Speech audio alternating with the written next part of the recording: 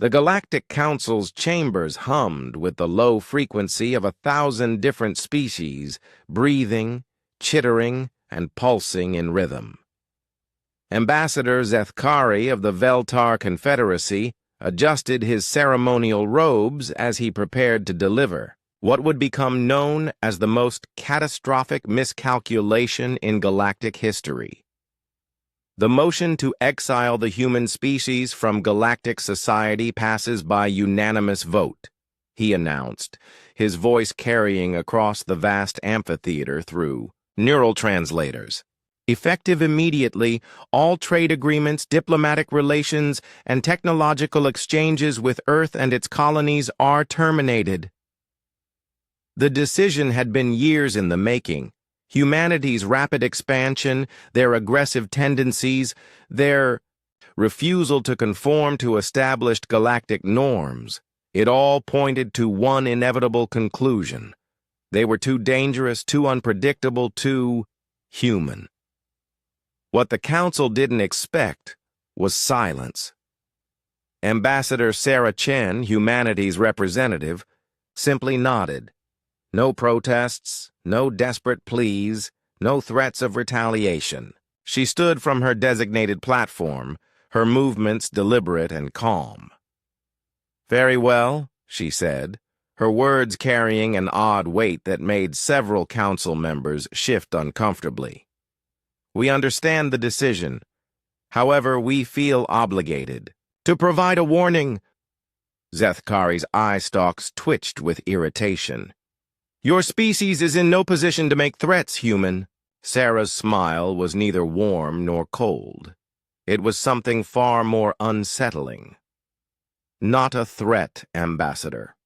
A courtesy. We wanted to inform you that in approximately 72 hours, humanity will no longer be your problem. Or anyone's problem, for that matter."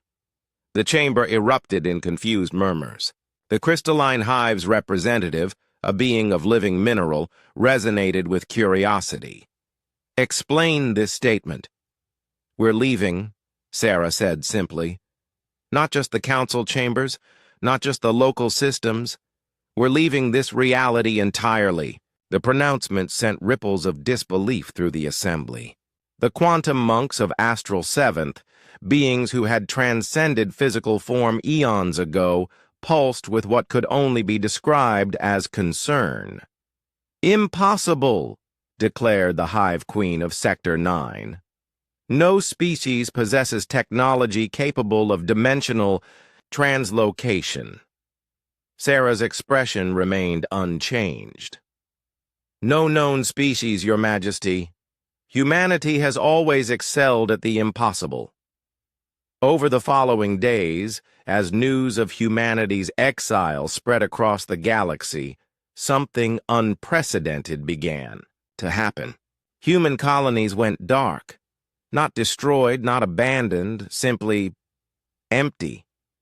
Ships investigating these systems found planets stripped of all human presence, but curiously everything else remained untouched. The cities stood intact.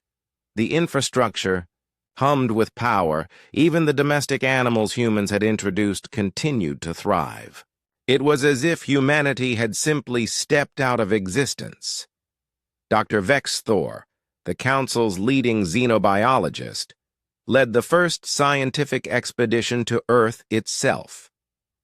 What they found defied comprehension. The planet was pristine, functioning perfectly, but completely devoid of human life. Gardens still bloomed, automated systems maintained themselves, and in every major city identical structures had appeared overnight, towering spires of an unknown crystalline material that hummed with energy, patterns no council scientist could identify. But it was the message that truly unsettled them. Every communication device on Earth, every computer terminal, every digital display showed the same holographic recording of Sarah Chen. She stood in what appeared to be a vast chamber filled with impossible architecture, humans working calmly in the background on technologies that seemed to bend the laws of physics. To our former galactic neighbors, her recorded image began, by the time you see this, humanity will have completed its transition to what we call the second reality, a dimensional space we've been preparing for the past 2 centuries. We told you we were leaving, and we have. The recording showed glimpses of their new realm. Cities that existed in multiple dimensions simultaneously, humans working alongside what appeared to be evolved versions of themselves, technology that seemed less built than grown from pure thought. You see, Sarah continued, humanity's greatest trait was never our aggression or our unpredictability. It was our refusal to accept limitations. When faced with exile, we didn't fight back. We evolved beyond the need for your reality entirely. Dr. Vexthor's tentacles trembled as he processed the implications. The humans hadn't just left. They had transcended to a level of existence that made the Council's most advanced civilizations look primitive. We leave behind our former worlds as a gift, the recording concluded. They're yours now, maintained by systems you'll spend millennia trying to understand. Consider them a reminder of what you've lost. The final part of the message sent shockwaves through every species in the galaxy. Oh, and one more thing. We've left the doors open. Any species that wishes to evolve beyond the limitations of your current existence is welcome to follow. We'll be waiting. The recording ended, leaving behind only the humming spires and the uncomfortable realization that the galaxy had just exiled its most advanced species. In the months that followed, several council races sent expeditions to investigate the mysterious spires, hoping to unlock their secrets. None succeeded. The technology remained as incomprehensible as the humans who had created it.